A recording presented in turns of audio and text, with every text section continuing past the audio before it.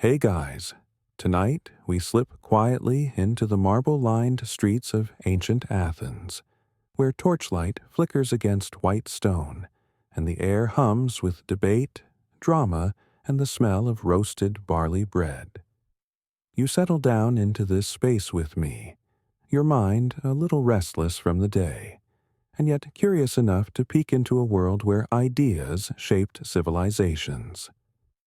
Of course, you probably won't survive this journey if you are expecting non-stop car chases. Ancient Greece is more sandals, scrolls, and slightly awkward statues than explosions. Still, there's a charm here, a gentle rhythm of life that could lull even the most caffeinated brain into sleep. So, before you get comfortable, take a moment to like the video and subscribe, but only if you genuinely enjoy what I do here. And, while you're at it, drop a comment with your location and the local time. I love knowing where and when in the world you're listening. Now, dim the lights. Maybe turn on a fan for that soft background hum, and let's ease into tonight's journey together. You trudge along dusty paths that lead toward the Acropolis, where temples rise above the city like guardians of stone. The Aegean breeze nudges your hair, and you hear fragments of conversations drifting from every corner. Merchants bargaining, children chasing each other, and somewhere a man passionately explaining why olive oil is not just food, but practically a lifestyle. This is Athens in the 5th century BCE, the heart of Greek thought and culture. One mainstream historical fact worth noting: Athens at this time was at its height, the so-called Golden Age under Pericles, with monumental buildings like the Parthenon rising, funded by tribute from the Delian League. The stones you step across now are the very pathways trod by artisans, philosophers, and perhaps a sleepy donkey or two. Your sandals scrape across uneven stone, and as the sun sinks lower, everything around you turns to gold. The walls, the statues, even the lazy cats stretching in the marketplace. It's the kind of glow that makes you believe the Greeks were right. Beauty is more than appearance. It's an atmosphere, a harmony between place and spirit. Plato would have a lot to say about this, but you'll get to him soon enough. For now, let's notice the quirky details. Athenians were surprisingly obsessed with personal grooming. Some used olive oil mixed with herbs to moisturize and, brace yourself.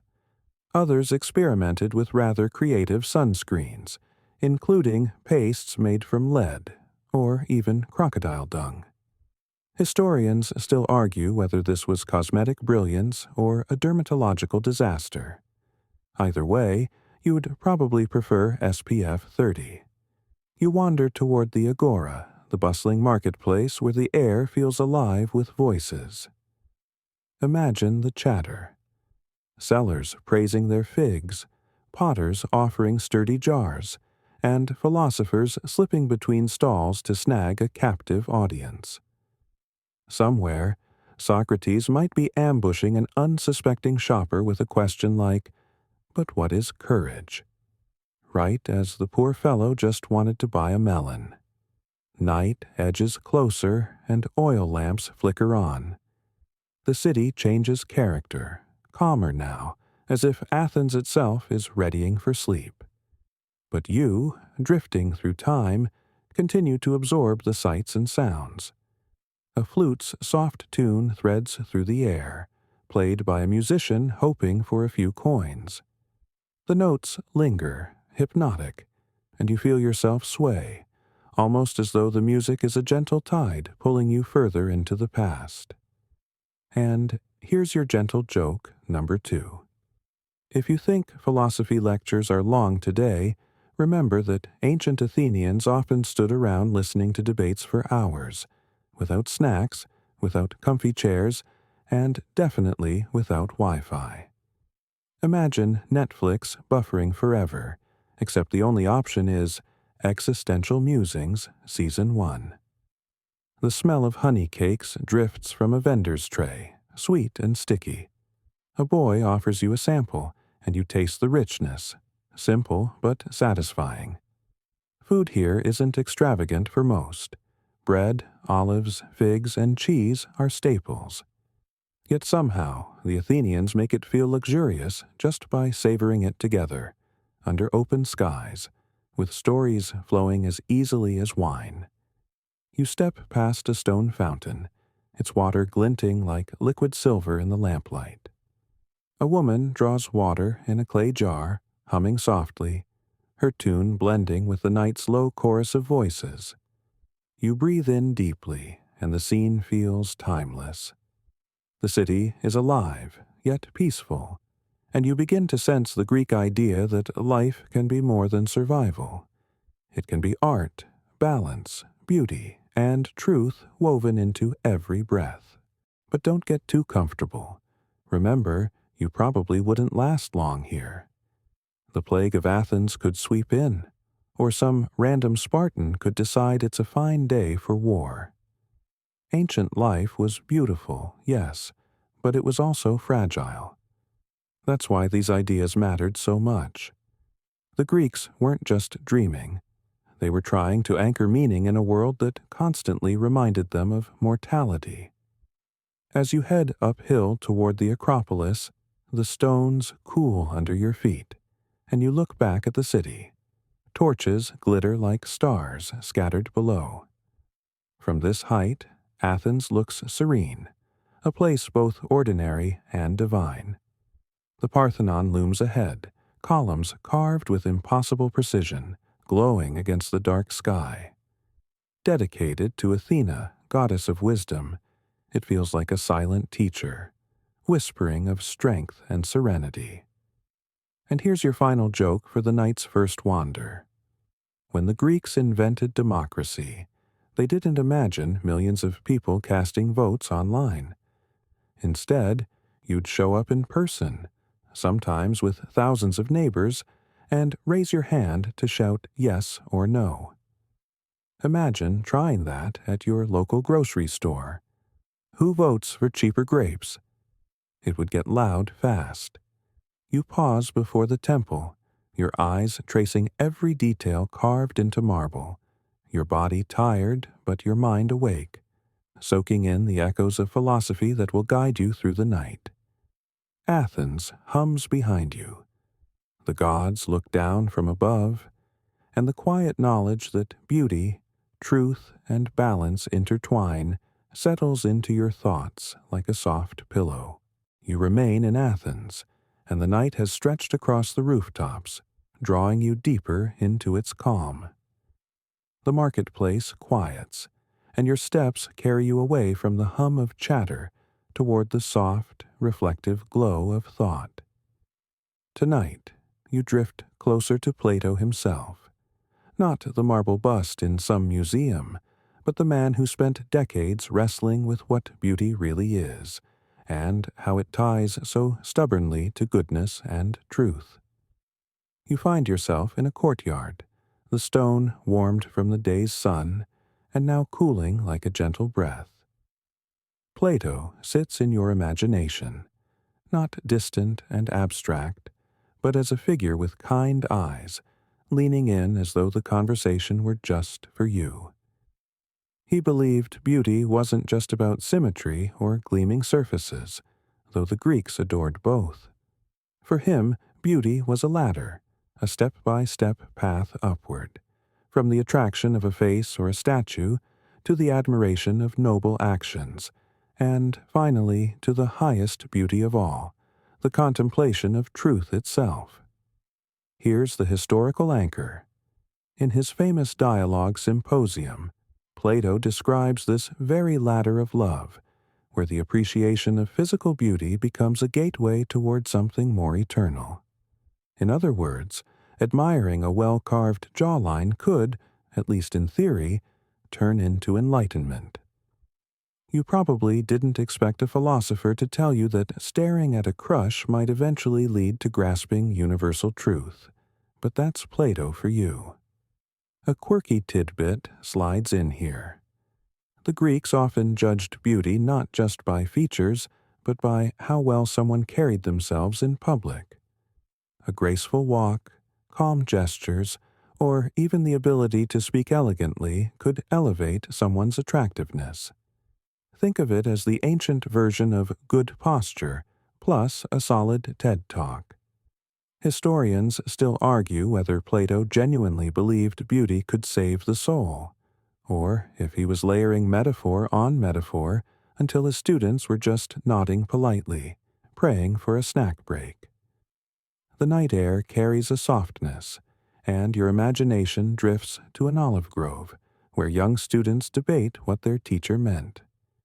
You hear the rustle of leaves, the faint chirping of crickets, and the hesitant voices of those trying out big ideas for the first time. A student insists beauty is only skin deep. Another argues it must be tied to virtue. Plato smiles faintly, letting the debate unfold, knowing the truth will sink in slowly, like water soaking into stone. You step closer to a pool of water reflecting the stars. The Greeks saw constellations not just as dots of light, but as stories stitched across the heavens. They linked human life with the eternal, the way Plato linked beauty with truth. It's all connected, woven together, and you feel yourself drawn into that quiet tapestry. Of course, let's not pretend Plato was always the life of the party.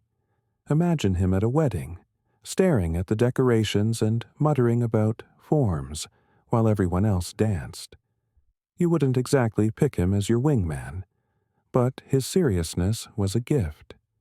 He asked the questions no one else dared, and in doing so, he gave the world a new way to see meaning in what might otherwise feel ordinary. You lean back against a cool stone wall, and your mind turns over the thought. Beauty is not just a surface, but a signpost pointing toward something higher. It's a comforting idea, especially here in the hushed Athens night. When you see beauty, Plato suggests, you're catching a glimpse of eternity. A breeze lifts the scent of figs and honey cakes still lingering in the air. You remember the simple sweetness of that snack from earlier, and it feels almost symbolic.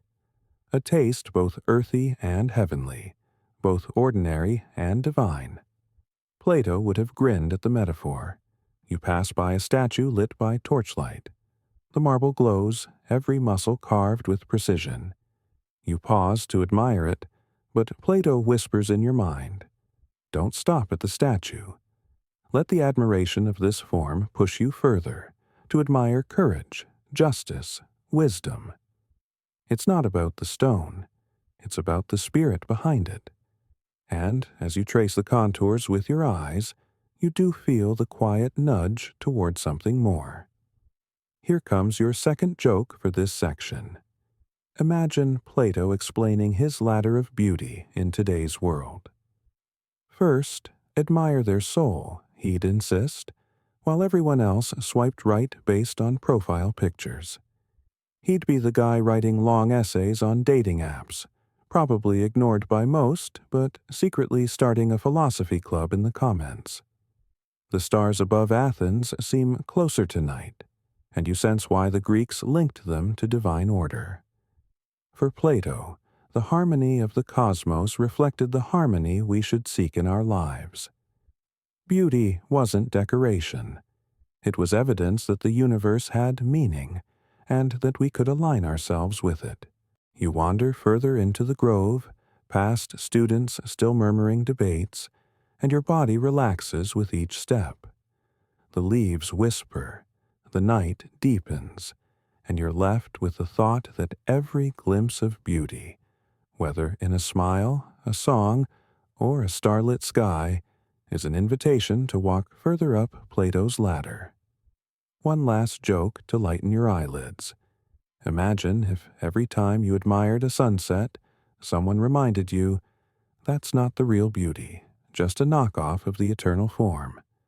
You'd probably sigh, roll your eyes, and keep enjoying the view.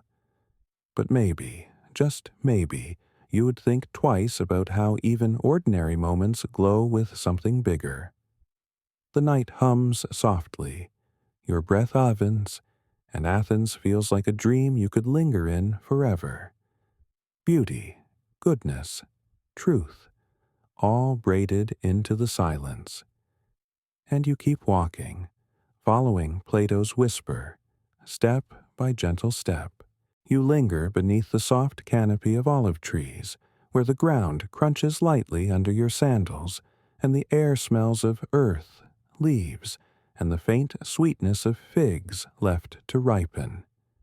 The voices of students drift around you in the half-light. This is the Academy, Plato's school, the very place where young Athenians gathered to argue about everything from justice to geometry. You slip into the grove, letting the calm of the night blur with the murmurs of debate, and for a moment you're simply another wanderer in their midst. The Academy, founded around 387 BCE, was not a rigid classroom with desks in neat rows. Instead, it was more like a long-running campfire chat, but with fewer marshmallows and more existential dread. The olive grove offered shade by day and serenity by night, and it became a stage for ideas that would echo across centuries. Here, philosophy wasn't just taught, it was lived. You sit on a worn stone bench, hearing the scratch of styluses against wax tablets, and you realize this is where Western thought got one of its earliest formal homes. A mainstream historical fact.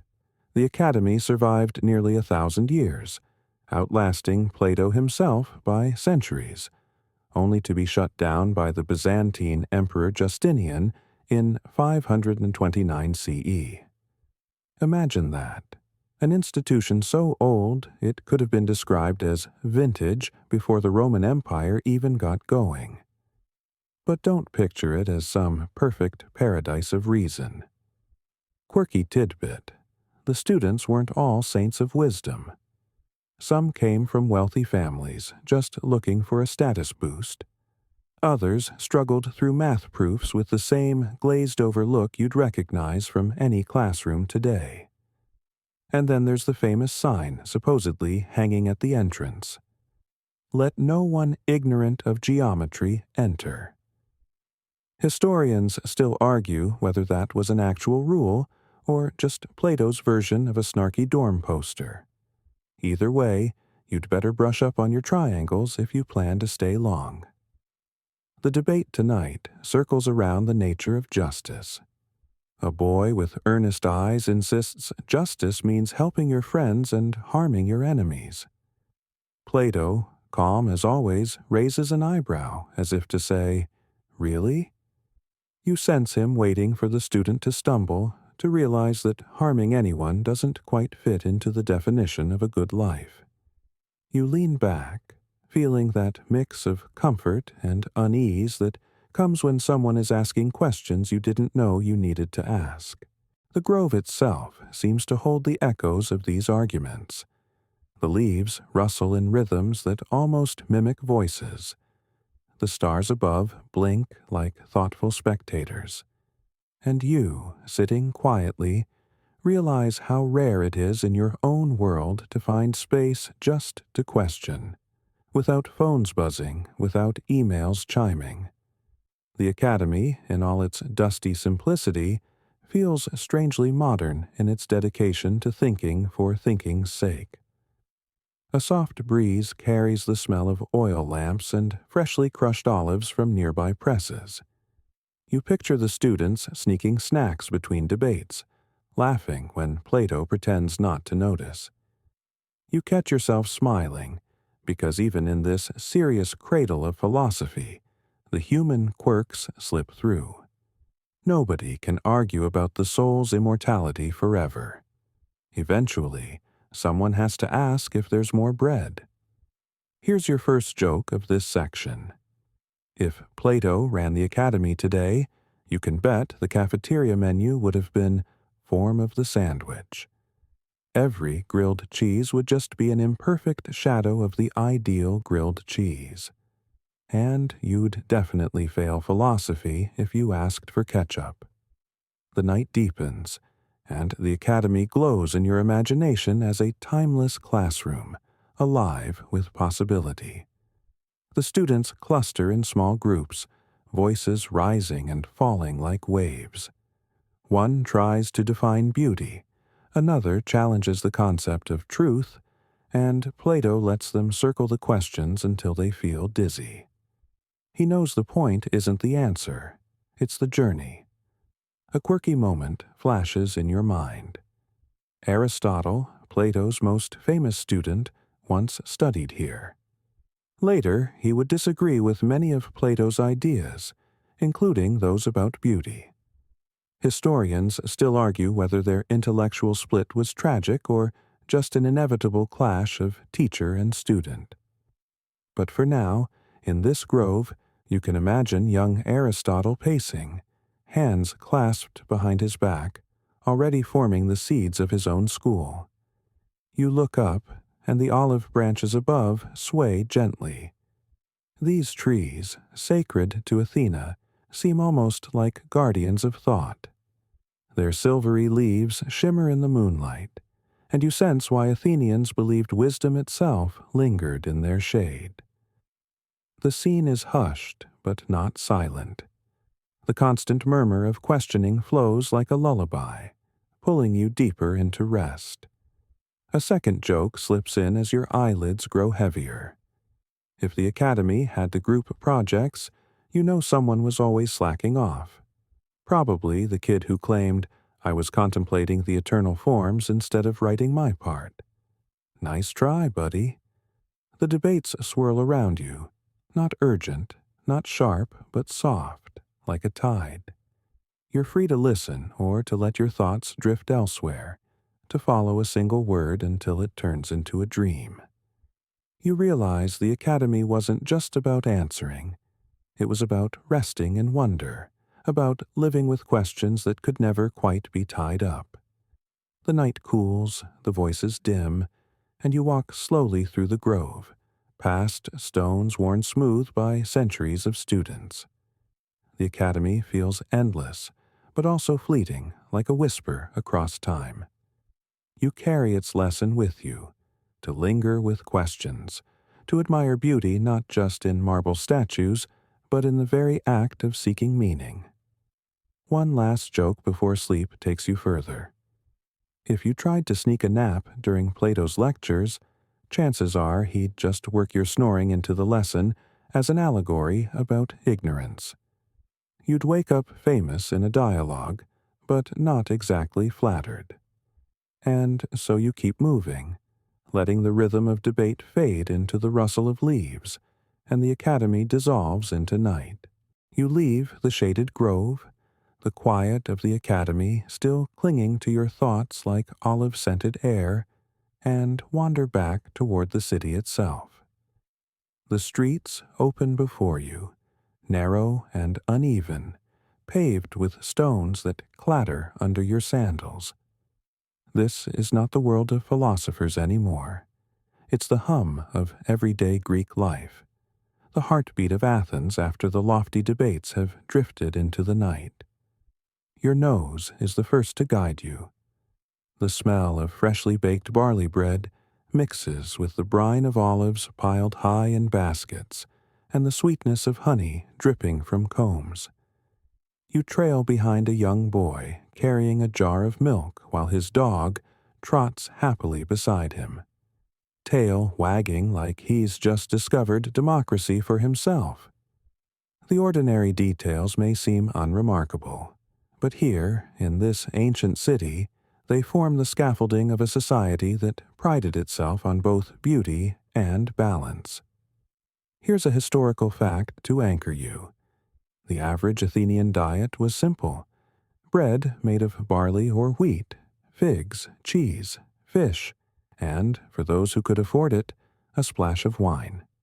Meat was reserved mostly for festivals, often after sacrifices to the gods.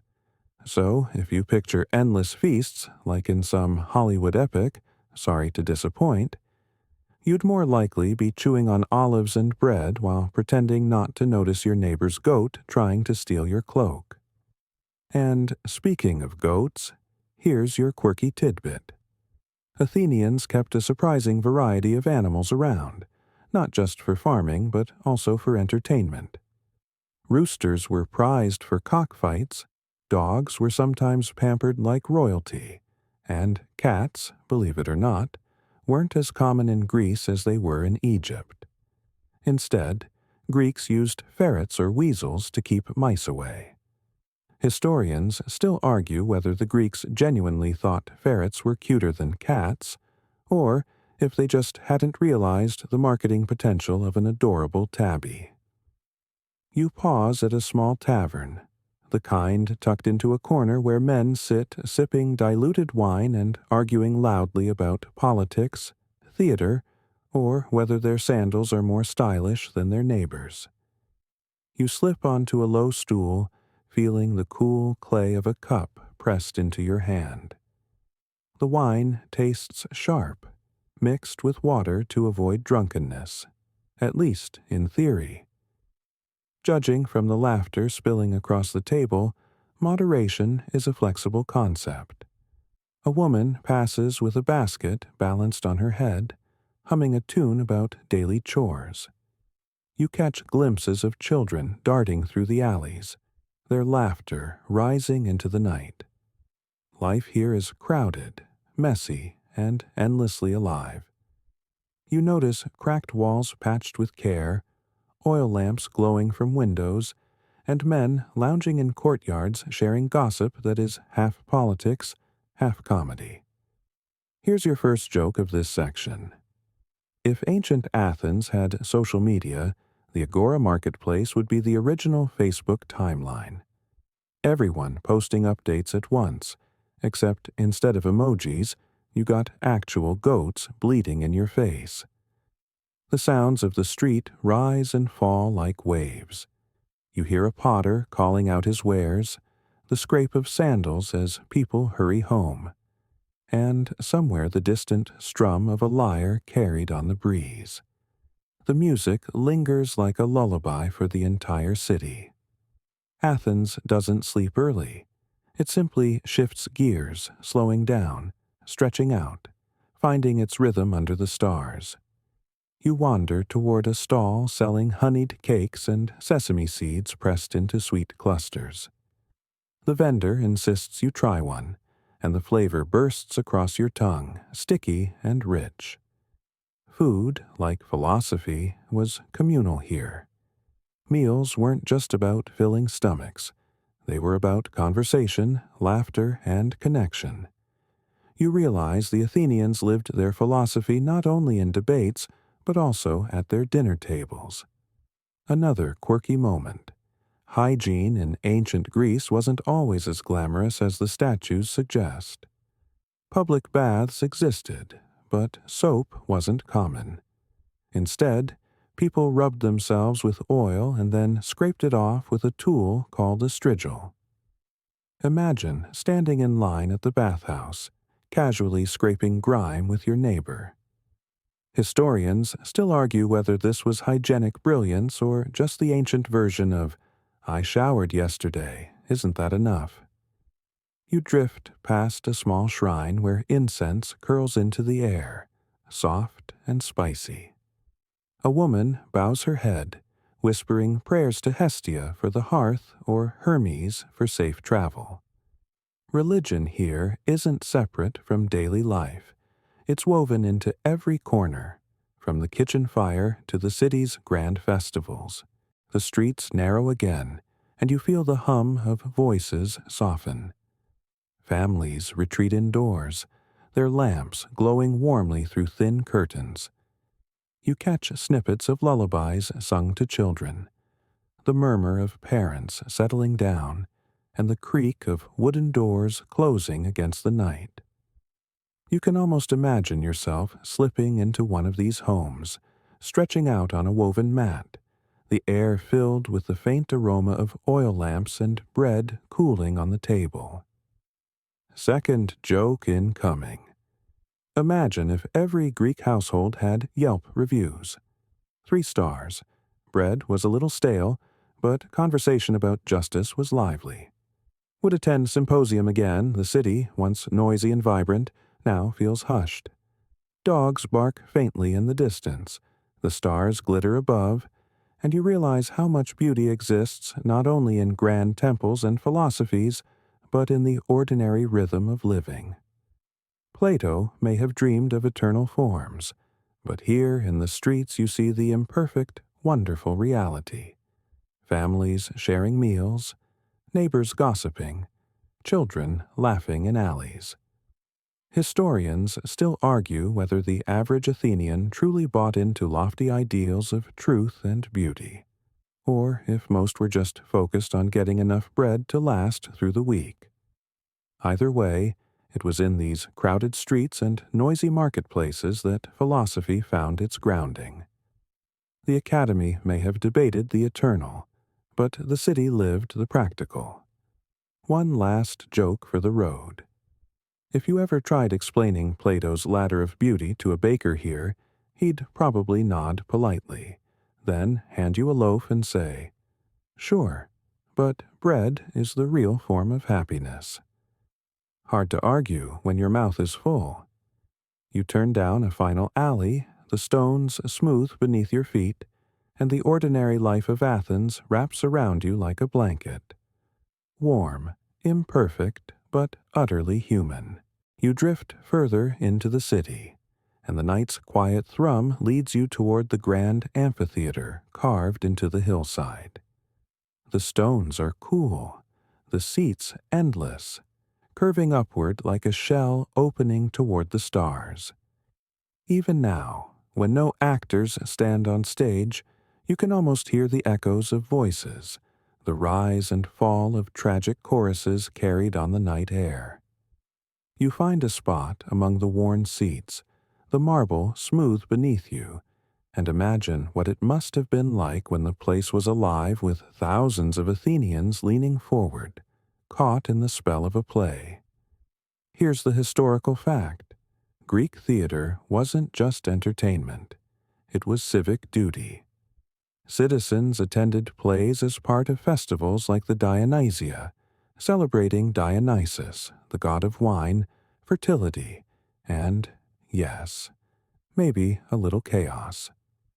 The performances were competitions, judged with the seriousness we'd reserve today for an election, or perhaps more realistically, a Eurovision final. Tragedians like Aeschylus, Sophocles, and Euripides crafted stories that cut deep, exploring justice, revenge, fate, and the fragile condition of being human.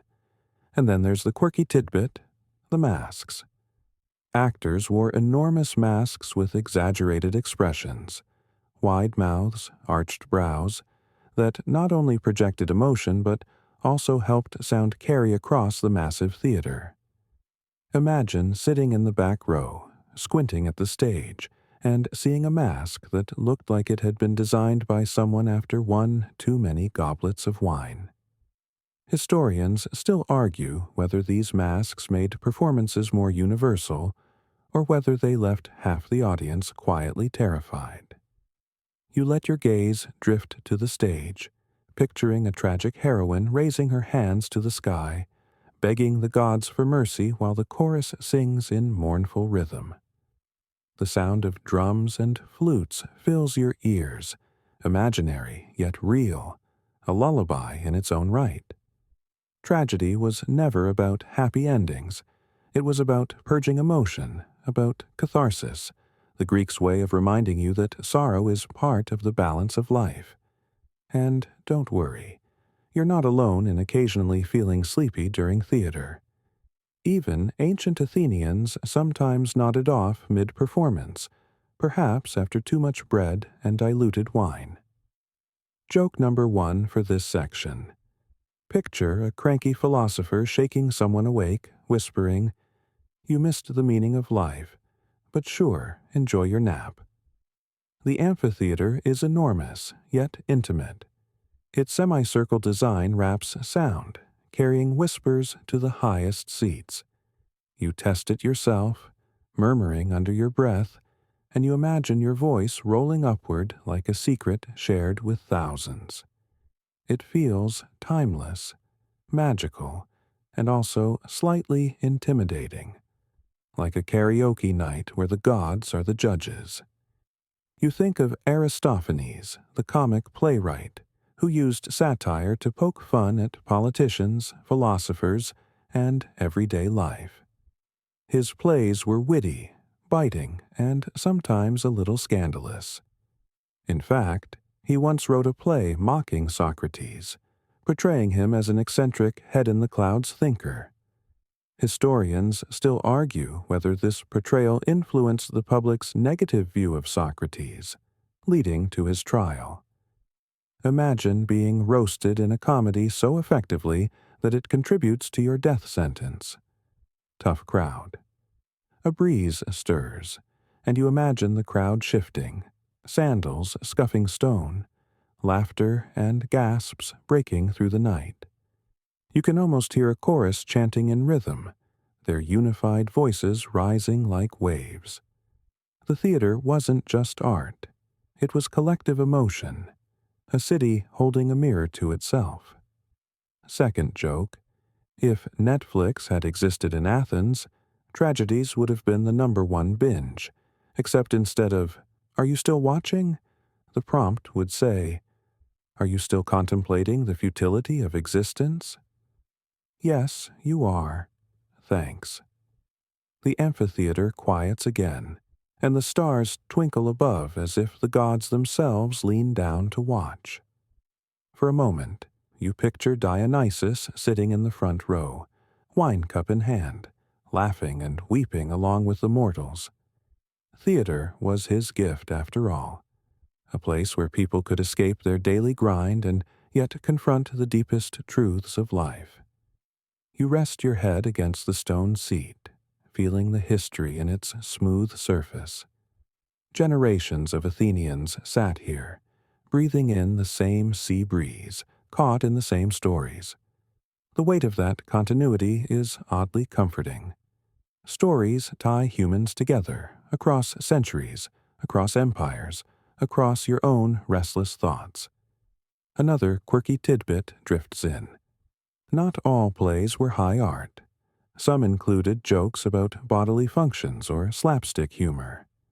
Yes, even the philosophers had to laugh at fart jokes. The balance between tragedy and comedy was essential, reminding Athenians that life required both solemnity and silliness. Historians still argue whether audiences preferred the intellectual bite of tragedy or the lowbrow belly laughs of comedy. Probably both. Humans haven't changed that much. Third joke before your eyes get heavy. Imagine Sophocles checking his play reviews. 5 stars, made me cry, loved the chorus. 1 star, too many deaths, not enough goats. You can almost hear him sighing. You can't please everyone. The amphitheater around you softens. The torches fade, the voices hush, and you're left with the gentle hum of night. You feel the balance the Greeks sought, between laughter and tears, joy and sorrow, beauty and harsh truth. The theater wasn't a distraction from life. It was life, condensed, performed, and handed back as wisdom. You stretch, your body sinking further into the marble seat, and let the echoes of ancient songs fade into the rhythm of your own breath.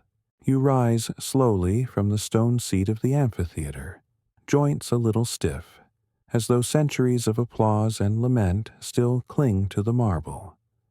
The path back winds downward, and soon you spill once again into the busy hum of Athens' beating heart. The Agora. If the Academy was a grove of questions, and the theater a stage of emotions, then the marketplace is the bloodstream of daily life, noisy, crowded, messy, and endlessly alive. You drift into its flow like a leaf on a river. Stalls line the square, each bursting with wares.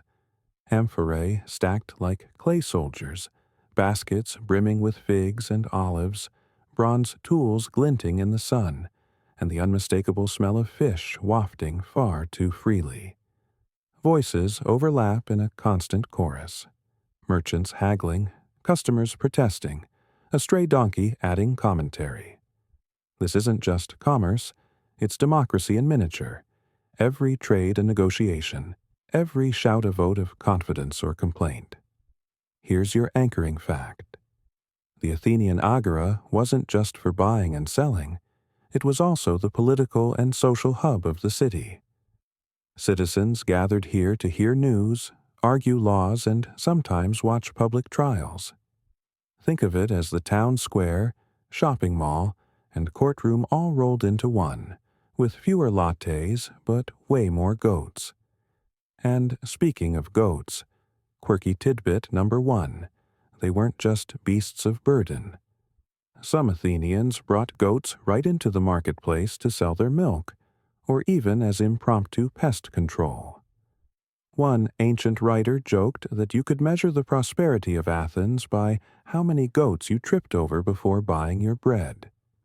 Historians still argue whether this was hyperbole or just Tuesday. You weave past a vendor hawking olive oil with the confidence of a modern infomercial host. Cures dryness, flavors bread, polishes bronze, probably fixes your love life too. The crowd chuckles, but still buys. Olive oil was liquid gold here, so precious that jars of it were sometimes awarded to Olympic victors instead of money. Imagine training for years, winning eternal glory, and then lugging home 40 gallons of salad dressing. A group of men cluster around a stooped old figure. His eyes twinkle, and he peppers them with questions until they squirm. Socrates, perhaps, or someone just as annoyingly curious, refuses to let anyone escape without rethinking their assumptions. He seizes on a random word, justice, courage, friendship, and twists it into a puzzle, leaving his listeners muttering and scratching their heads. You can almost hear someone whisper, "I just wanted to buy fish, not rethink my entire moral framework." First joke of this section. If Socrates had a stall in the Agora, it would sell nothing but awkward silences and return questions. What is bread? But also, what is breadness? His Yelp reviews would be brutal. The sun lowers, casting long shadows across the square, but the energy doesn't fade. Instead, you sense the marketplace reaching its peak. Merchants shouting louder, coins clinking more frequently, gossip rolling faster. News of war, of peace, of political debates filters through, half true and half embellished, yet nobody minds. Here, information spreads as quickly as figs disappear from baskets. A quirky detail tickles your imagination. Athenians sometimes displayed condemned criminals in the Agora, their punishment serving as a lesson to passers-by. It's unsettling, but also telling. Justice wasn't hidden in closed rooms, but performed for the city. Historians still argue whether this practice strengthened democracy by making justice visible, or just turned the Agora into the ancient equivalent of reality TV. You pause near a stall selling garlands of flowers. Their fragrance offers a welcome reprieve from the fish stalls. A young girl weaves a crown for her little brother, who parades proudly, as though he's suddenly king of Athens. It's a sweet reminder that even in the heart of commerce, beauty sneaks in, stubborn and persistent. Second joke. Imagine ancient Athens with supermarket loyalty cards. Buy 10 amphorae, get one free. Don't forget to scan your drachma rewards app. The line at customer service would have been eternal. As twilight deepens, lamps flicker to life. The Agora takes on a new rhythm. Less business, more leisure. Men gather in corners to sip watered wine and complain about taxes. An eternal tradition, unchanged by centuries. Women hurry home with baskets, their silhouettes soft in the torchlight. Children chase each other between stalls until their mothers scold them, their laughter echoing like tiny bells. Somewhere, a street musician plucks a lyre. The notes drift upward, fragile and serene, cutting through the marketplace noise. For a moment, everyone slows. A merchant pauses mid-haggle, a child stops mid-run, and you too hold your breath, caught by the thread of music binding strangers together. This is Athens at its most human, commerce and chaos softened by a sudden burst of beauty. Historians still argue whether the Agora was more about politics or about shopping, whether Athenians went there for democracy or just because the olives were fresher. But you sense that the truth is in the balance. It was both. A place to live fully, to argue fiercely, and to remember in the middle of your errands that you were part of something larger. Third joke before your eyes get heavy. Imagine Plato himself browsing the stalls, muttering, "These are all imperfect shadows of the eternal fig." The vendor would just shrug and hand him a discount.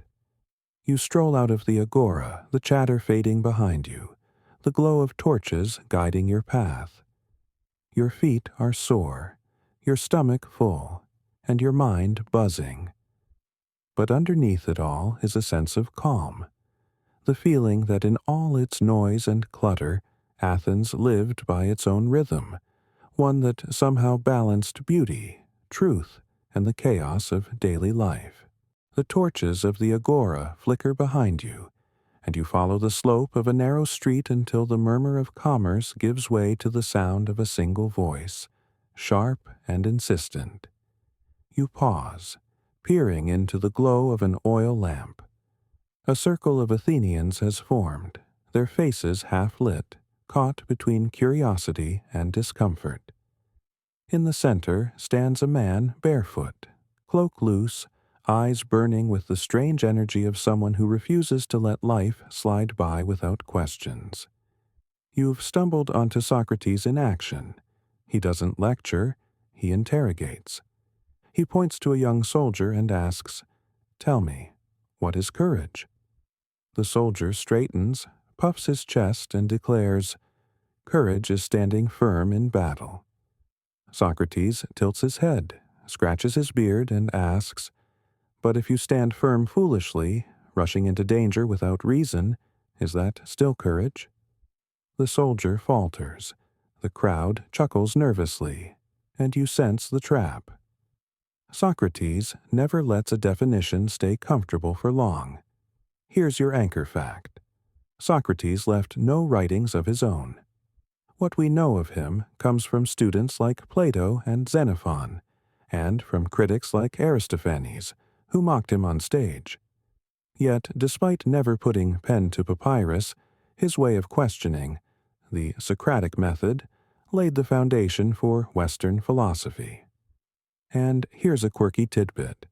Socrates was famously scruffy. Unlike his fellow Athenians who oiled their hair and fussed over grooming, he went barefoot, wore the same shabby cloak in all seasons, and was described as looking more like a satyr than a hero. Historians still argue whether this was a deliberate act of rebellion against vanity, or whether Socrates simply didn't care enough to wash his tunic. Either way, his neighbors probably wished he had discovered deodorant.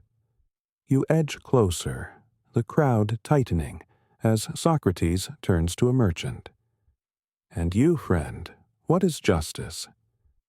The man, clearly wishing he had chosen a different route home, stammers something about paying debts and treating people fairly. Socrates nods, then presses. "But if you repay a debt to someone who uses it for harm, is that just?" The poor merchant's face twists like he's bitten into a sour olive, and the crowd shifts with uneasy laughter. First joke of this section. If Socrates had TikTok, every clip would be him asking, "But why?" until the algorithm gave up and labeled it Philosophy ASMR. The questioning continues, relentless yet oddly hypnotic. You find yourself caught not by the answers, which collapse like sandcastles under the tide, but by the rhythm of inquiry. It's strangely soothing, the way each definition unravels, leaving only more questions. You feel your own mind drifting, not toward certainty, but toward wonder. The night grows cooler. A dog wanders into the circle, yawns loudly, and flops down at Socrates' feet as though to declare, "Even the gods get bored sometimes." The crowd chuckles, and Socrates seizes the moment. Perhaps the dog is wiser than us, for he does not pretend to know what he does not know. The laughter deepens, and you realize that half the charm of Socrates is his ability to turn even a dog's nap into a philosophical point. Second joke slips in easily. Picture Socrates as a modern teacher giving pop quizzes. Define truth in one sentence. You answer nervously. He shakes his head. Wrong, but interesting. Let's try again. Congratulations. You're in detention forever. A faint breeze brushes the lamp flames and shadows ripple across the faces in the circle. You notice how different the listeners look. Some lean forward, captivated. Others fold their arms, irritated. A few look ready to bolt. Socrates has that effect. He unsettles the comfortable, stirs the pot, and leaves everyone questioning their own certainties. No wonder the city both loved and hated him. Here's another quirky fact. Socrates compared himself to a gadfly, a biting insect that stings a lazy horse into movement. Athens, he claimed, was that lazy horse, and he was the annoying bug buzzing in its ear. Historians still argue whether the city ultimately swatted him out of necessity or out of sheer impatience. Either way, you can't deny the metaphor worked.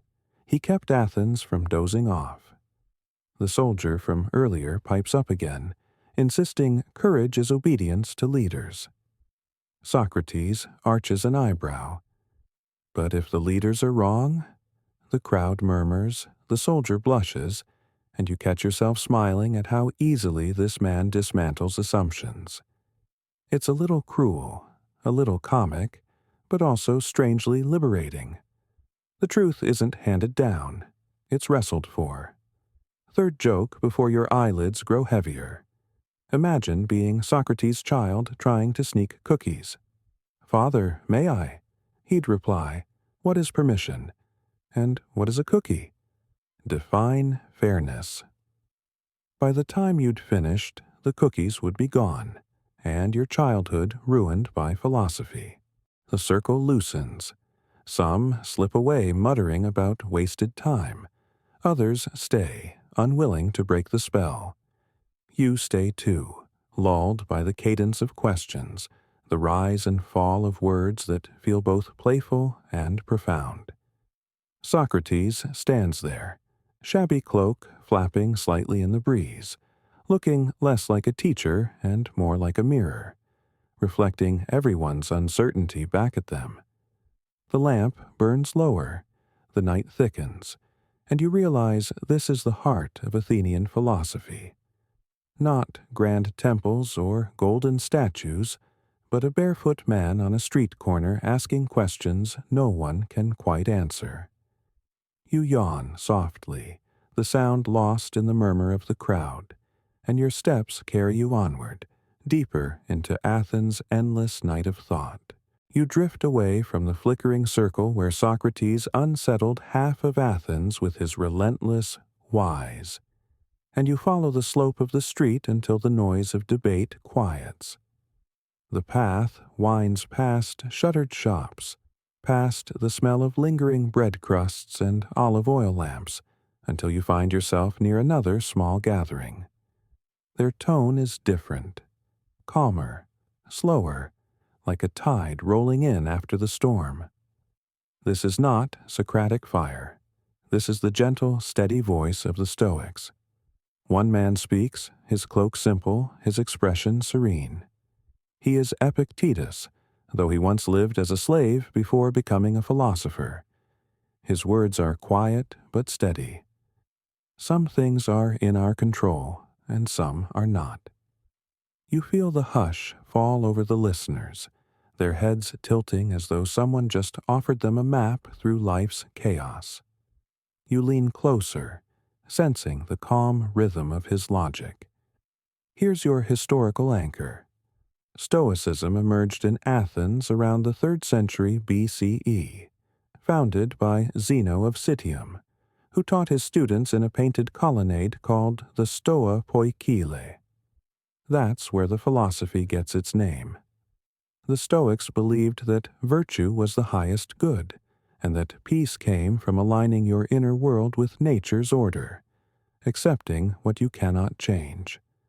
And now for the quirky tidbit. The founder, Zeno, reportedly became interested in philosophy after surviving a shipwreck. Stranded in Athens with nothing, he wandered into a bookshop, picked up Xenophon's memorabilia of Socrates, and was so impressed that he asked where men like Socrates could be found. The bookseller pointed to a philosopher strolling by, and just like that, Zeno's fate was sealed. Historians still argue whether this story is true or simply a charming origin myth, but it's hard not to smile at philosophy beginning with bad travel luck. You stand at the edge of the circle, listening.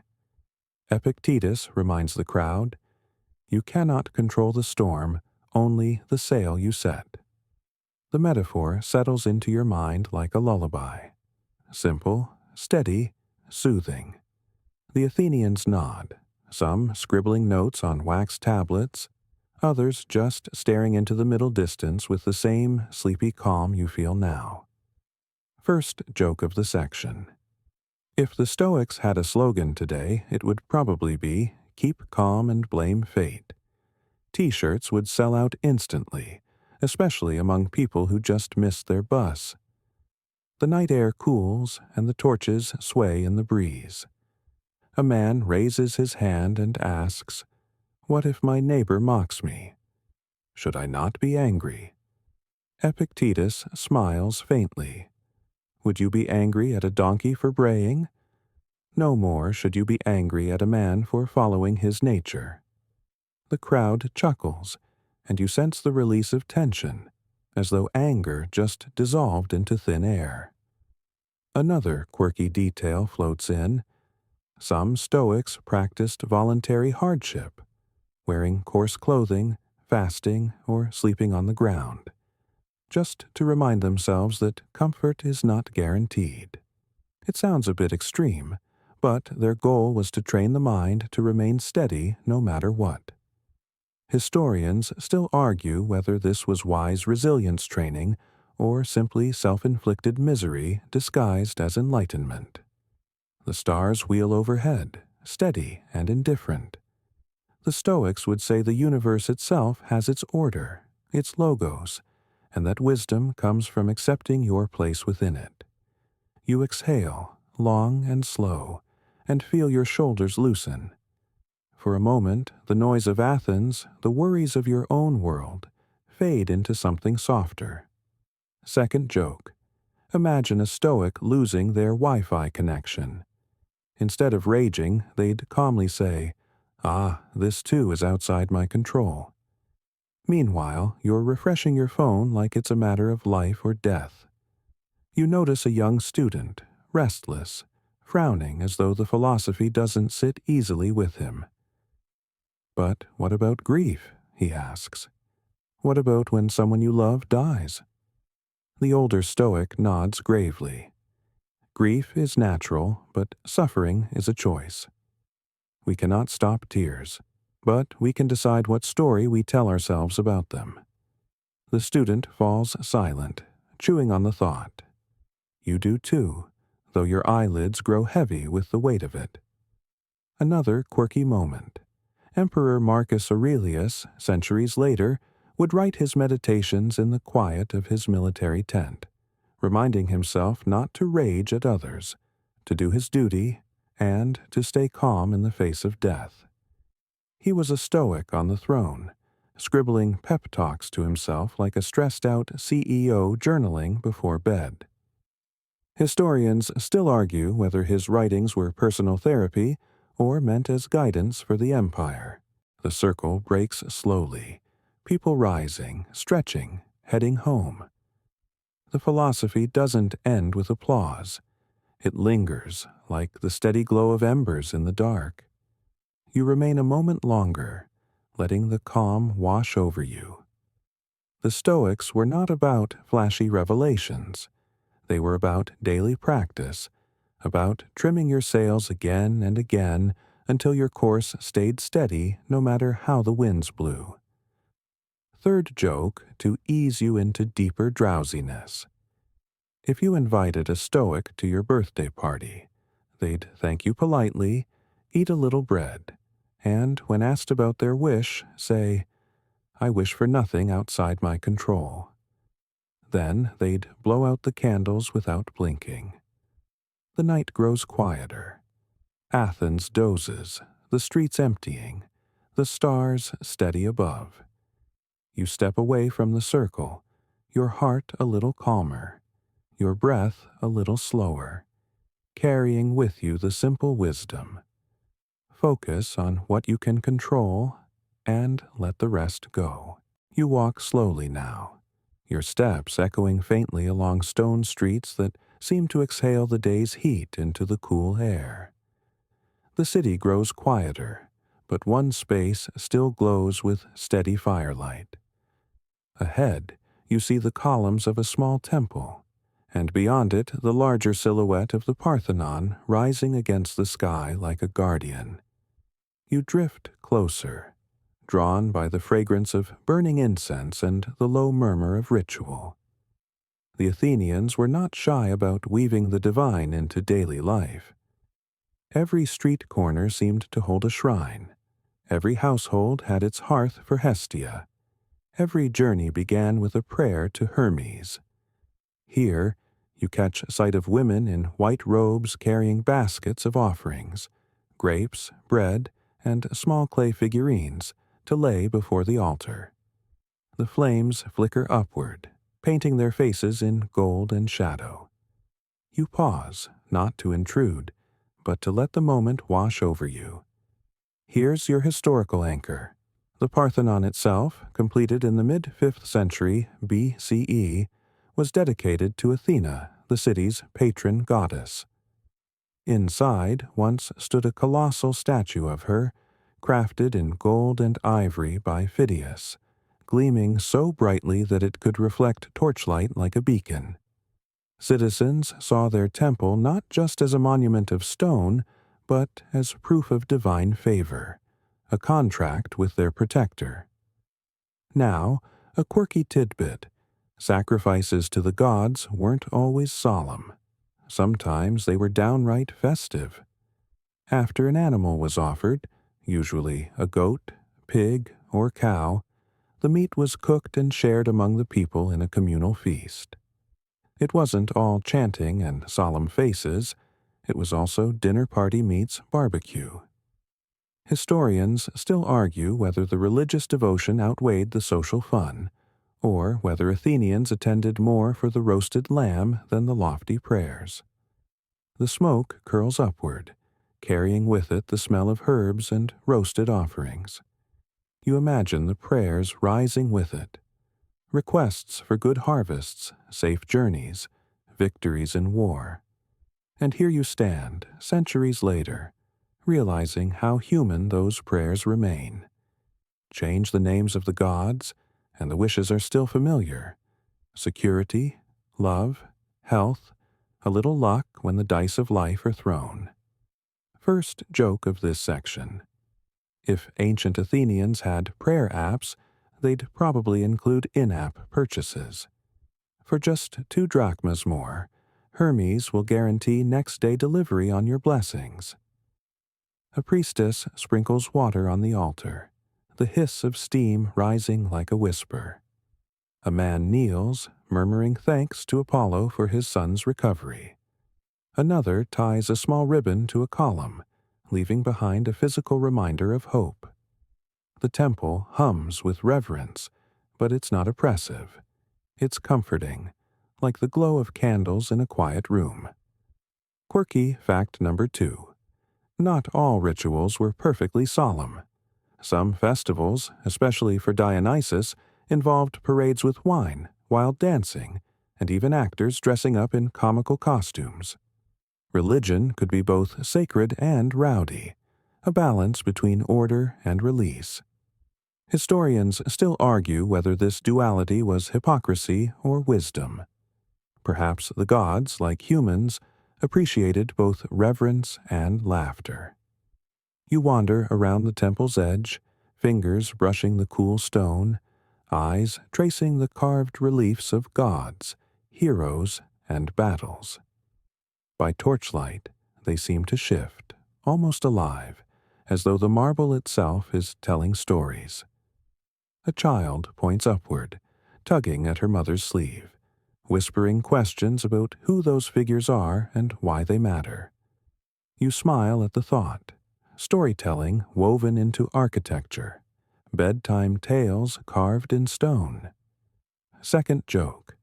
Imagine bringing a goat as an offering and realizing halfway through the ritual that it's your neighbor's goat. Awkward conversation at the feast later. Oh, so that's why the milk delivery stopped. The priests chant, their voices low, rhythmic, steady like a tide.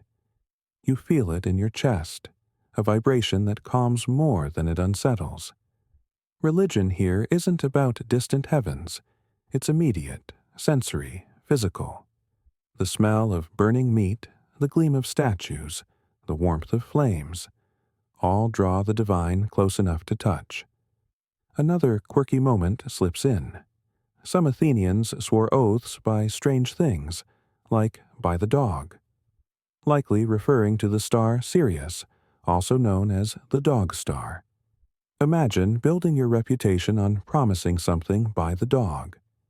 Historians still argue whether this was light-hearted swearing or deeply serious cosmic invocation. Either way, it's hard not to smile. The ritual winds down. The offerings burn low, prayers soften, and families drift back toward their homes. You remain a moment longer, breathing in the last curls of incense, watching the flames sputter into embers. The temple quiets, but its presence lingers, reminding you that for the Greeks, the gods weren't distant abstractions. They were neighbors, woven into meals, journeys, and choices, shaping the rhythm of life. Third joke before your eyes droop heavier. If Zeus had Yelp reviews, half would be 5 stars for thunderbolt efficiency, and the rest would be 1 star from ex-lovers complaining about his wandering lightning. The torches along the temple stairs gutter in the breeze, and you turn slowly away. The night of Athens enfolds you again, softer now, as though the gods themselves have tucked the city in. You step away from the quiet temple, and your path winds back toward the open courtyards where statues stand under the moonlight. The night is hushed, almost reverent, and yet these silent figures command as much presence as any chorus or philosopher. You stop before a row of marble forms, athletes caught mid-stride, gods frozen mid-gesture, mortals idealized into perfection. The air smells faintly of dust and oil, and the white surfaces glow softly, as if they've borrowed light from the stars. Here's your historical anchor. Greek sculpture reached a high point during the classical period, roughly the 5th and 4th centuries BCE. Artists like Phidias, Polykleitos, and Praxiteles created works that sought not merely to copy human bodies, but to capture ideal proportions. Mathematical harmony expressed in muscle, bone, and posture. Polykleitos even wrote a treatise, the Canon, setting down rules for perfect ratios. Imagine a manual for how to build the ideal human, centuries before Photoshop. Now, for the quirky tidbit, most Greek statues were not the pure white marble we see today. They were originally painted in bright colors, reds, blues, golds, making them far less minimalist chic, and far more, well, flashy.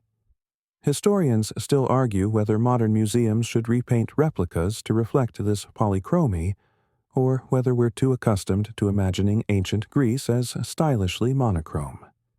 You walk slowly between the figures. One is an athlete, body taut, veins etched in stone.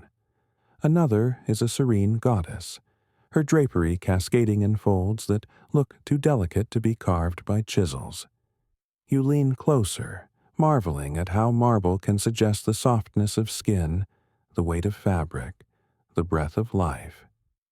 And yet, you know, the Greeks never meant these to be perfect copies of reality. They were chasing something higher, the form, the ideal, the beauty that transcends imperfection. First joke of this section. If ancient sculptors had Instagram, every post would be captioned, "No filter, just marble." And you know people would still argue in the comments about the proportions. The moonlight slides across the statues' faces, and for a moment, you imagine them shifting, alive. Perhaps Athena herself tilts her head, or a discus thrower blinks.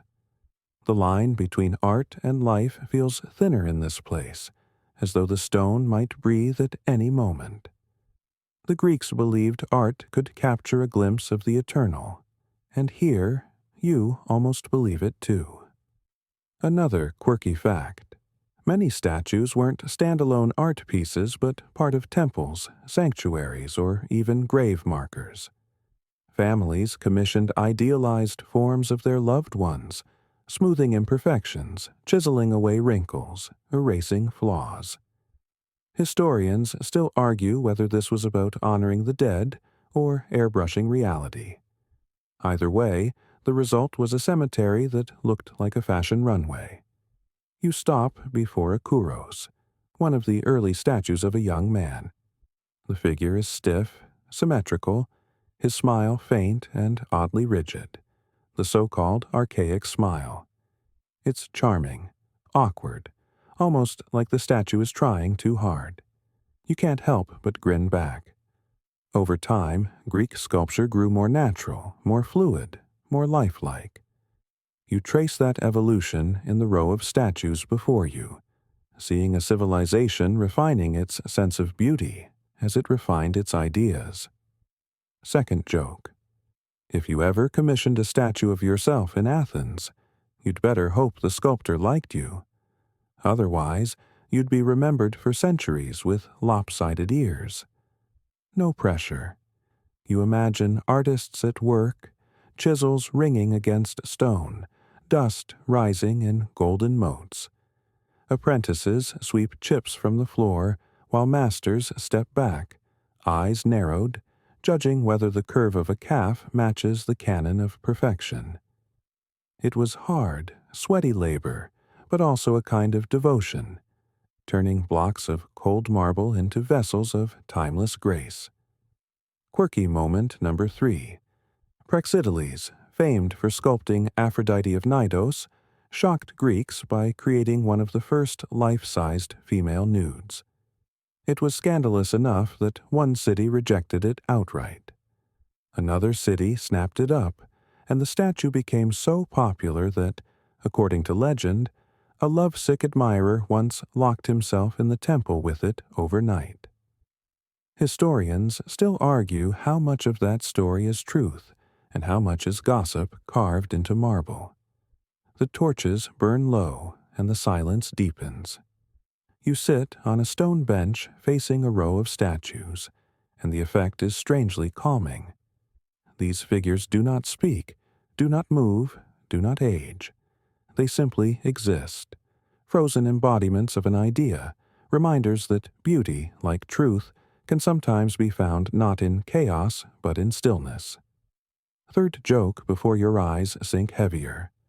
Imagine a modern museum tour guide saying, "And here we have the perfect human body." Half the group would sigh and mutter, "Guess I'll stick to sweatpants." You lean back, letting your eyes half close. The statues blur, their outlines softening into dream. You sense the Greeks' belief that beauty, art, and philosophy were all threads of the same fabric, woven tightly together. In their marble, you glimpse not just bodies but ideals, timeless, unreachable, yet soothing in their permanence. The night holds steady, and you carry that stillness with you as you drift onward. You leave the rows of statues behind, their marble calm fading into shadow as your steps echo toward another gathering place. The air smells faintly of smoke and sweat, and soon you hear it, the rhythmic slap of sandals against packed earth, the roar of a crowd carried on the night breeze. You've wandered into Olympia's spirit transported here, into an arena where athletes compete for glory under the eyes of gods and mortals alike. The stadium is nothing like the colonnades or temples. It is raw earth and stone, simple but alive with energy. The crowd surges with excitement, voices rising like surf, banners snapping in the breeze. You find a seat carved into the hillside, surrounded by Athenians shouting encouragement, gossiping, and occasionally throwing olives at their rivals. The air buzzes with anticipation as athletes prepare at the starting line, muscles glistening under the torchlight. Here's your historical anchor. The Olympic Games began in Olympia around 776 BCE and were held every 4 years in honor of Zeus. Athletes competed not for money, but for olive wreaths, glory, and the chance to etch their names into history. For a Greek, victory meant immortality. Poets sang your name, sculptors carved your likeness, and strangers recognized you across city-states. Forget gold medals. A crown of olive leaves was the ultimate flex. Now, for a quirky tidbit, athletes competed completely naked. Yes, entirely. This wasn't just practicality, it symbolized purity and equality before the gods.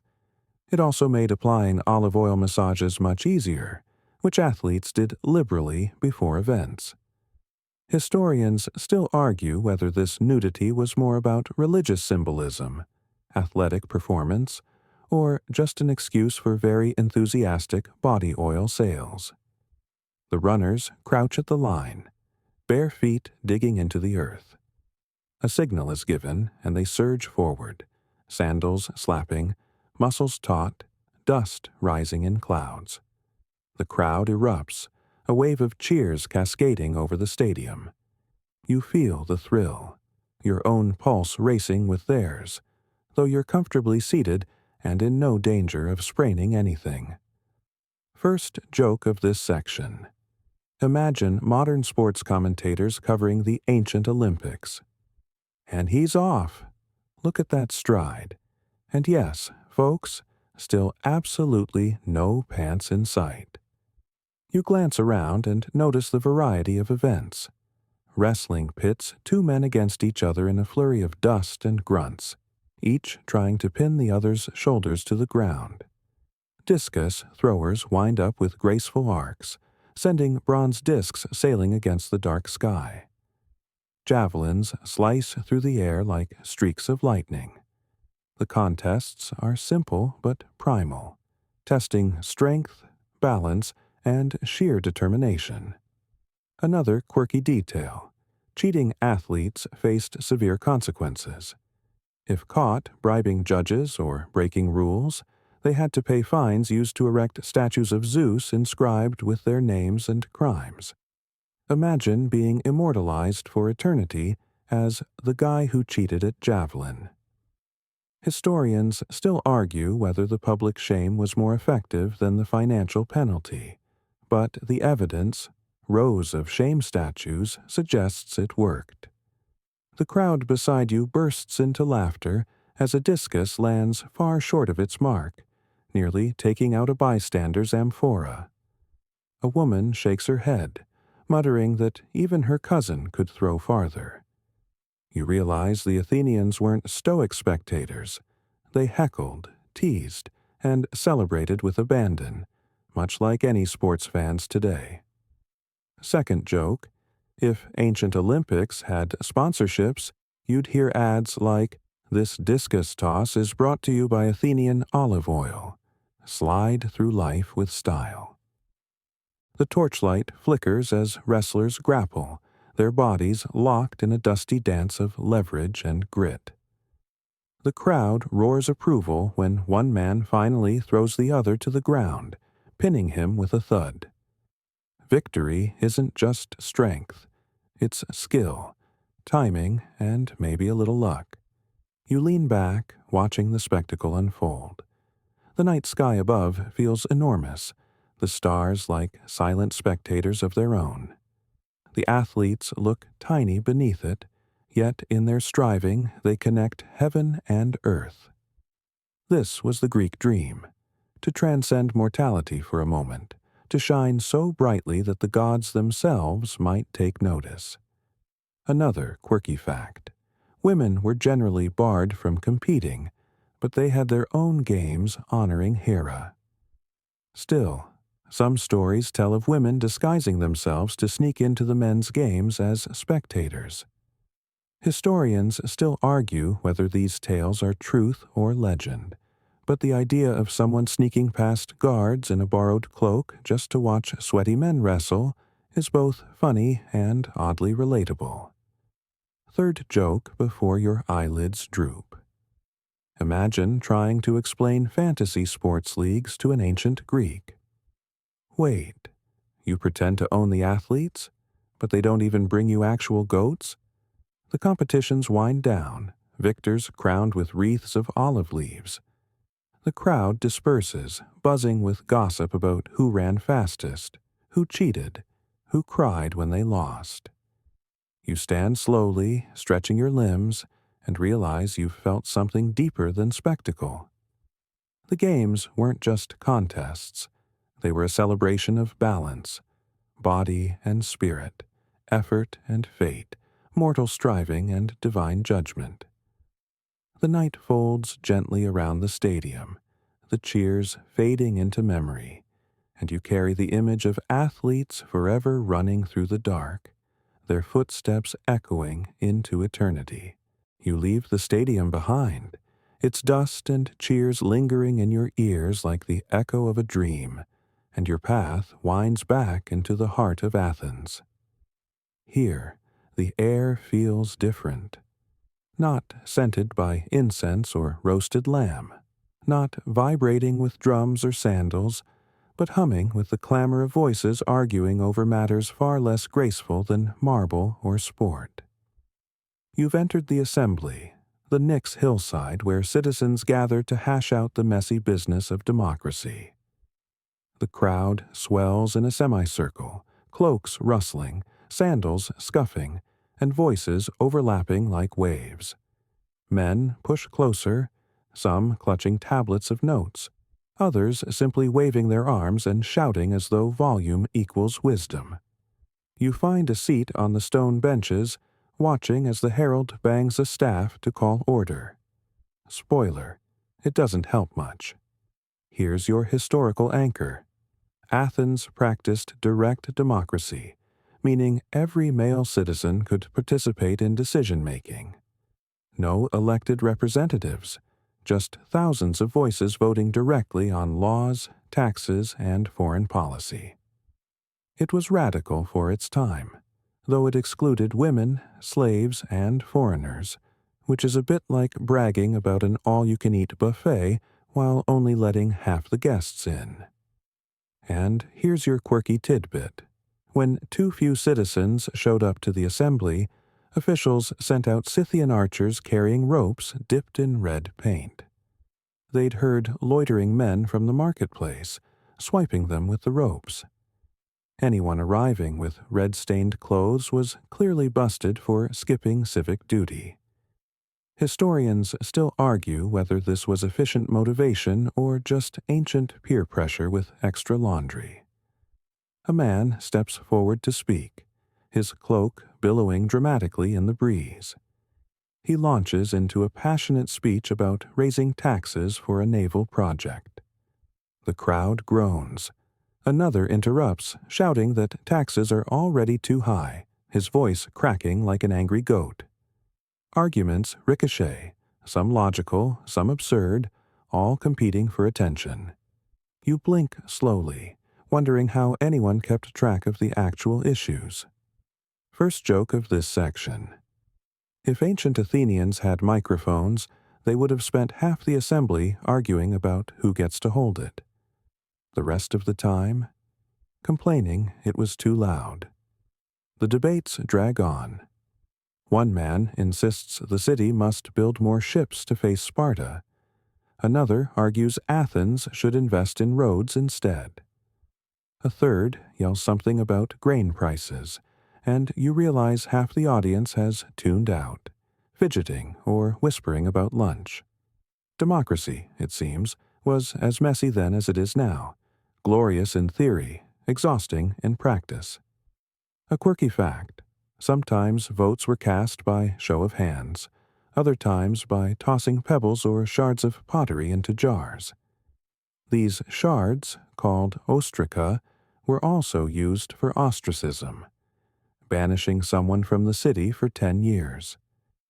Imagine standing in the crowd and realizing your name had been scratched onto hundreds of pottery bits. Historians still argue whether ostracism was a safety valve against tyranny or just the ancient version of cancel culture. You yawn, leaning against the stone seat, listening as another speaker takes the floor. His words are smoother, his delivery calmer, and the crowd actually quiets. He reminds them that freedom isn't free, that Athens must protect itself, that citizens must sacrifice for the greater good. For a moment, even your eyelids lift, caught by the solemnity of it. Then the heckling resumes, and the spell breaks. Second joke.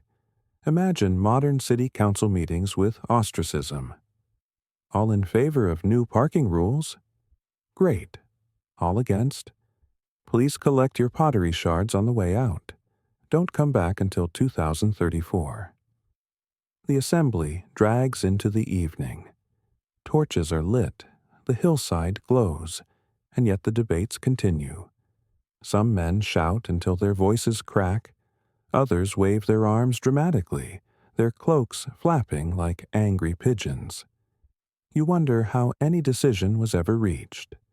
But eventually, somehow, a vote is called, hands raised, and the result is tallied. Relief spreads like a sigh across the crowd, until someone immediately proposes reconsidering it tomorrow. Another quirky detail. Pay for attending the assembly was introduced later to encourage participation, though not much. Just enough for a loaf of bread and maybe a fig or two. Historians still argue whether this payment truly expanded democracy or just turned politics into a side hustle. Third joke before your eyes droop. If Plato were here, he'd probably be muttering, "This is why I hate democracy," while secretly drafting the Republic. Meanwhile, everyone else would be too busy shouting about taxes to notice. The crowd disperses slowly, voices still buzzing with argument. You rise too, stretching your legs, grateful to slip away from the cacophony. Democracy, you realize, is not quiet, not neat, not serene. It is messy, noisy, sometimes ridiculous, but in its chaos there's beauty. The Athenians believed their voices mattered, even if those voices often shouted past each other. The torches burn lower, and you drift from the hillside, the noise fading behind you.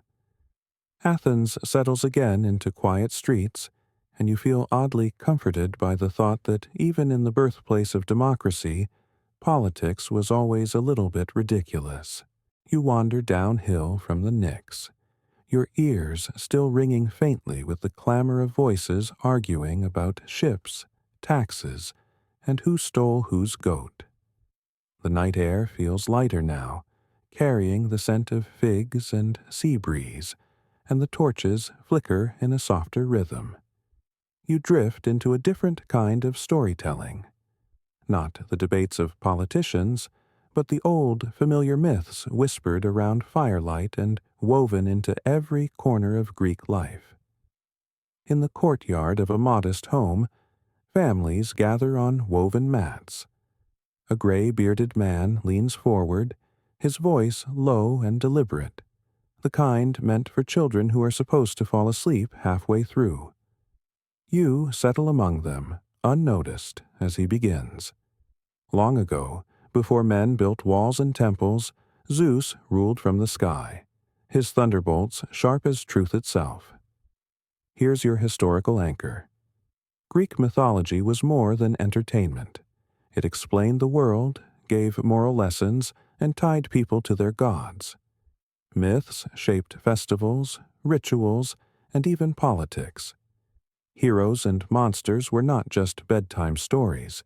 They were roadmaps of virtue and warning signs of hubris. And the quirky tidbit, not all myths were solemn epics. Some were downright absurd. Take, for instance, the story of Hephaestus catching his wife Aphrodite in an affair with Ares. He set a trap, a golden net invisible to the gods, and when the lovers were caught mid-tryst, he invited all Olympus to laugh at them. Historians still argue whether these comic tales were intended as moral lessons or just divine gossip columns.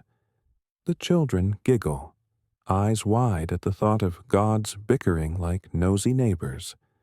You smile too, recognizing how deeply human these immortals always were. Jealous, vain, tender, petty. If the philosophers sought ideals, the myths reminded everyone that even the mighty could be ridiculous. First joke of this section. Imagine Zeus with a modern dating profile. Likes, thunder, power, turning into animals. Dislikes, monogamy. Swipe left, please. The storyteller shifts, his voice dropping as he spins another tale. Prometheus stealing fire from the gods to give to mankind, a gift of survival but also rebellion. He describes the punishment. Prometheus chained to a rock, his liver eaten daily by an eagle, only to regrow each night. It's grim, yes, but the flicker of torchlight makes it strangely hypnotic, the rhythm of suffering and endurance lulling you like a repetitive wave. Quirky fact 2. Myths often had regional variations. In one city, a god might be praised as merciful, in another, feared as vengeful. Historians still argue whether these variations were deliberate political moves or simply the ancient version of telling different versions of the same bedtime story, depending on the audience. The children gasp when the storyteller describes Medusa, her hair a writhing crown of snakes, her gaze turning men to stone. One boy clutches his blanket, another smirks bravely, insisting he wouldn't be afraid. His sister smacks his arm. The gods and monsters feel alive in their reactions, as vivid as any modern fairy tale. Second joke. Imagine being Perseus with Medusa's head stuffed into a bag. What's in there? Oh, just my carry-on. Don't look directly at it. You lean back, eyelids heavy as the stories blur together. Heroes sailing on endless seas. Lovers cursed by jealous gods. Mortals trying and failing to outwit fate. It's not about keeping the details straight. It's about the cadence, the eternal reminder that life is unpredictable, dangerous, and beautiful.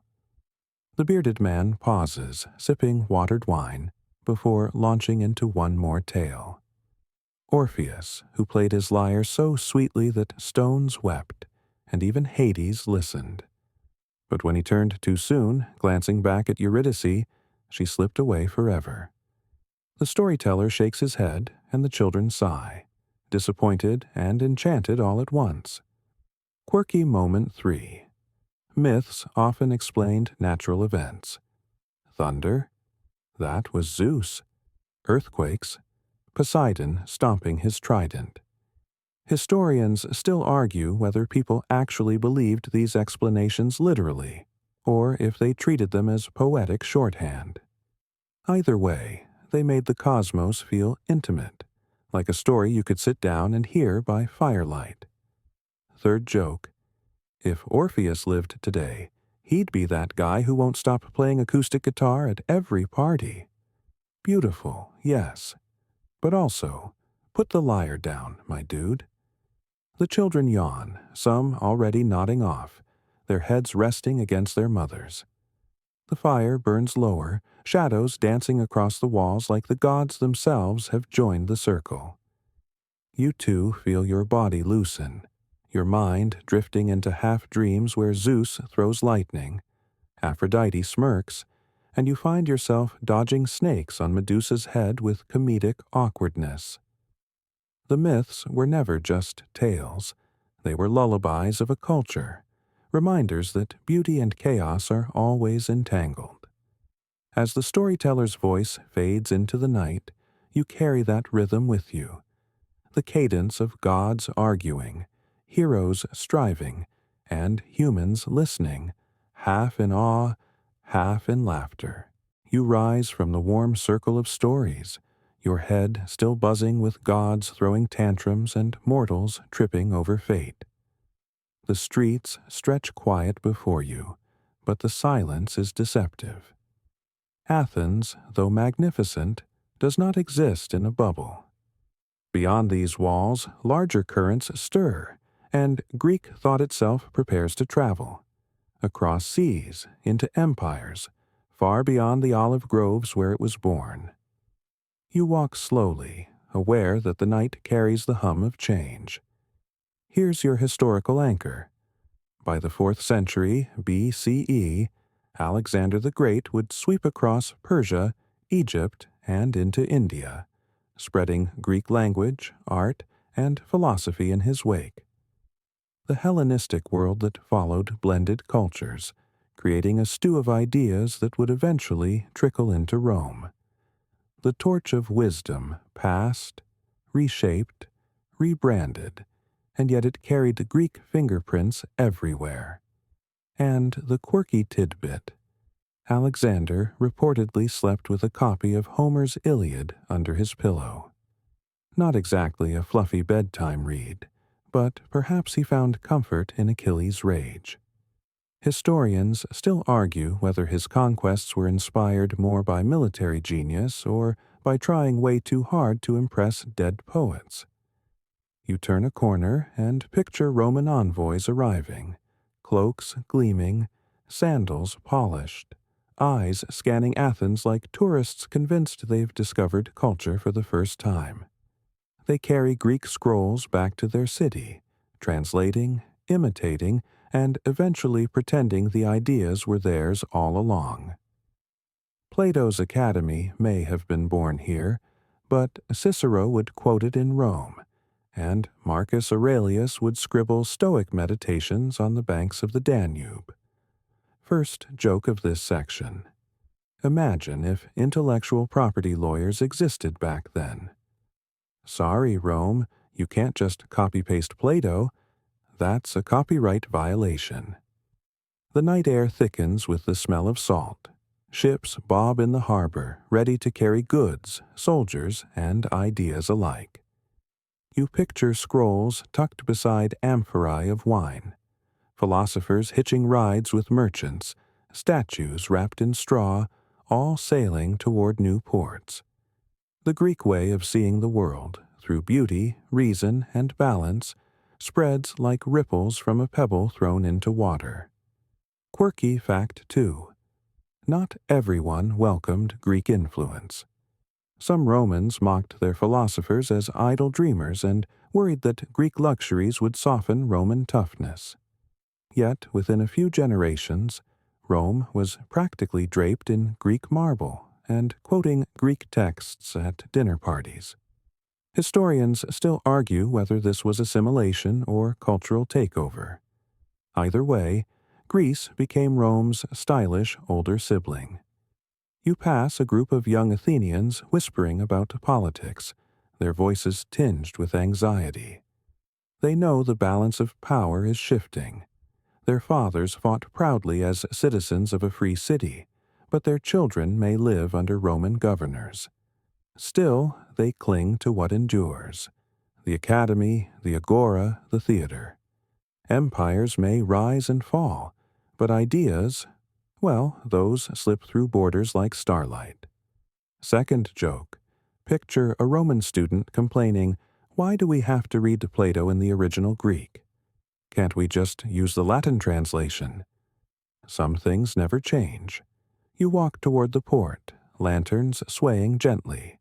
Sailors load cargo, their voices rough but cheerful, the splash of waves steady as breathing. Among the goods are scrolls, wax tablets, maybe even fragments of statues. Athens exports more than olive oil. It exports ways of thinking. Somewhere, far off, a Roman villa will soon echo with talk of Socratic questions and Stoic calm. Quirky moment 3. The Library of Alexandria, that legendary storehouse of knowledge in Egypt, gathered Greek works alongside Egyptian, Persian, and Indian texts. Some say ships docking in the harbor had to surrender their scrolls for copying, ensuring knowledge spread, sometimes without permission. Historians still argue whether the library truly held hundreds of thousands of texts, or if its glory has been exaggerated. Still, the image lingers. Greek thought sitting shoulder to shoulder with the wisdom of other worlds. The harbor quiets as the last ship pushes off. Its sail catches the breeze, moving steadily into the dark. You stand at the water's edge, hearing the creak of wood, the slap of waves, the murmur of sailors singing under their breath. It feels symbolic, this ship. Greek wisdom sailing into history, bound for empires that will claim it, reshape it, and eventually hand it on to the next. Third joke before your eyes grow heavier. Imagine Aristotle's works arriving in Rome labeled "Assembly Required."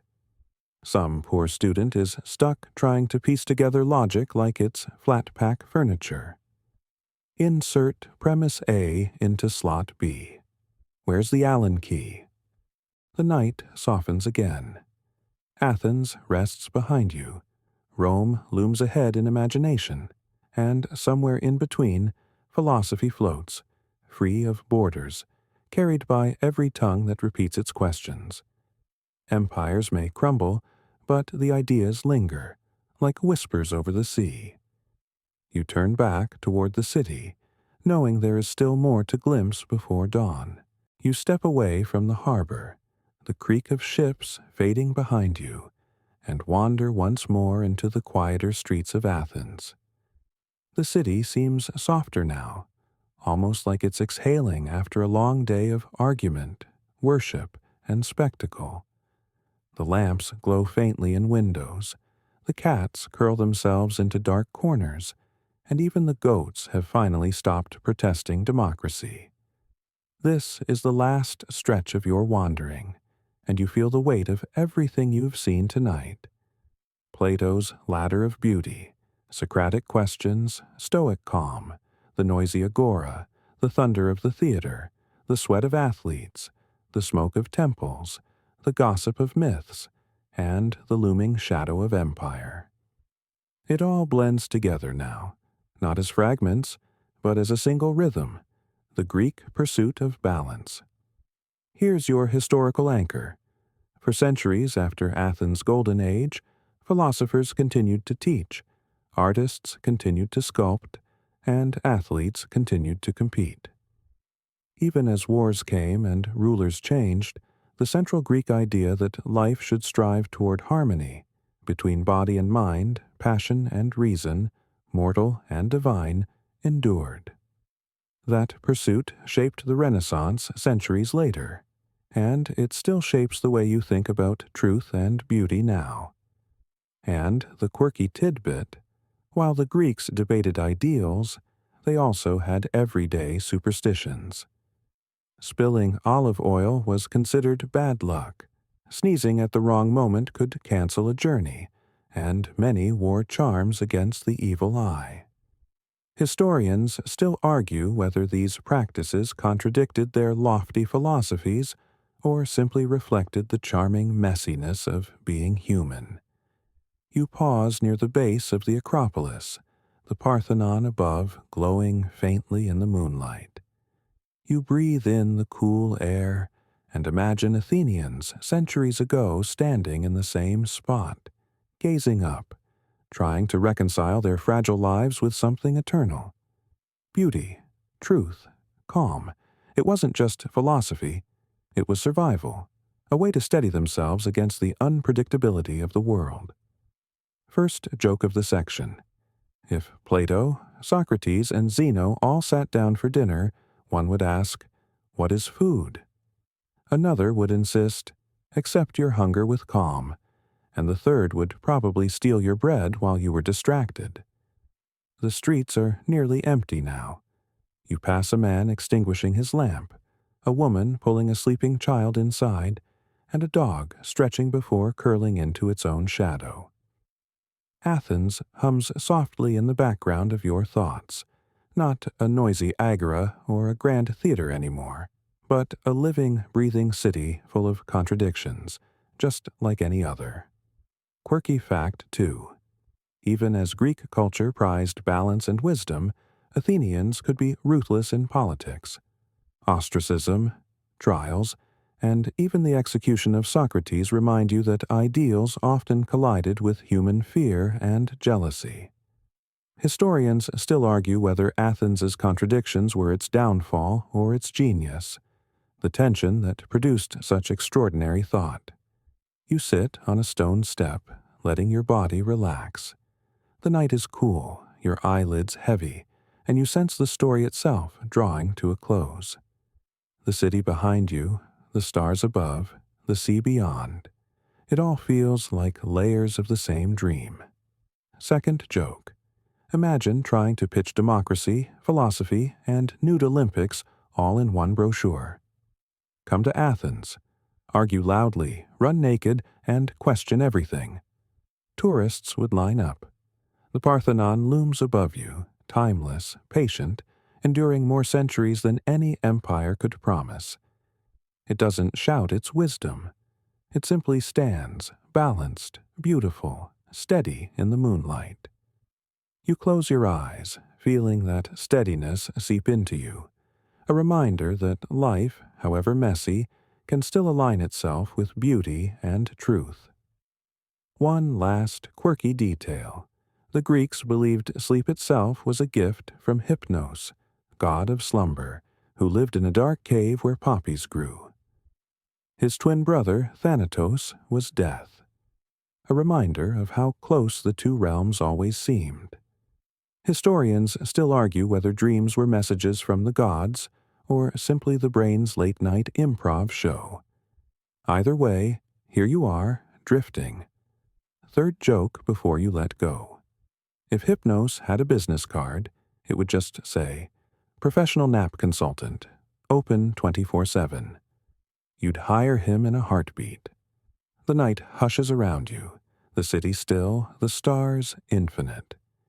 You breathe once more, slow and deep, and let Athens slip into dream. Now the journey softens, and the streets of Athens fade like chalk washed gently from a slate. The voices you heard, the philosophers arguing, the merchants shouting, the choruses singing, grow fainter until they are only whispers in the back of your mind. Even the statues you passed, glowing in moonlight, blur into silhouettes that no longer need to hold your attention. The pace slows here, like the tide easing onto a quiet shore. Your breath matches it, each inhale steady, each exhale longer, softer. You no longer need to follow the twists of the city. You no longer need to chase the questions of Plato or endure the debates of democracy. They have served their purpose, keeping your mind gently engaged until sleep could find you. The marble coolness under your feet becomes the softness of your bed. The flicker of torchlight becomes the dim glow of your room. The hum of Athens becomes the low, steady rhythm of your own breathing. You are safe here, unhurried, unburdened.